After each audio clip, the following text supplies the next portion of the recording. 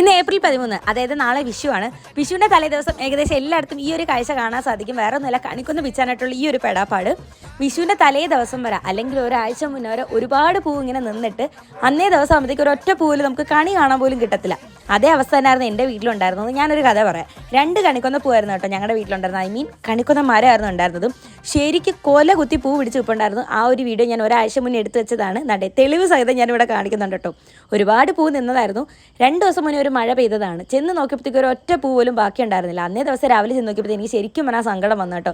ആകെ 2-3 പൂ അങ്ങായിട്ടാണ് നിന്നത്. ഇന്ന് രാവിലെ ചെന്നപ്പോഴത്തേക്ക് അതും കഴിഞ്ഞു. ആകെ ഒരു കൊലയിലാണ് അങ്ങായിട്ട് പൂ നിന്നത്. പിന്നെ ഉള്ളത് കൊണ്ട് ഓണം പോലെ എന്നുള്ളത് പോലെ തന്നെ അമ്മ പറഞ്ഞു ഉള്ളത് കൊണ്ട് നമുക്ക് കണി കാണാമെന്നും പറഞ്ഞിട്ട് കുറച്ചൊക്കെ എടുത്തിട്ടുണ്ട്. പിന്നെ രാവിലെ കുറച്ച് പേര് നമ്മളെ വിളിച്ച് ചോദിച്ചിട്ടുണ്ടായിരുന്നു കുറച്ച് പൂ വെച്ചേക്കണം അവിടെ കുറേ നിൽക്കുന്ന കണ്ടായിരുന്നു.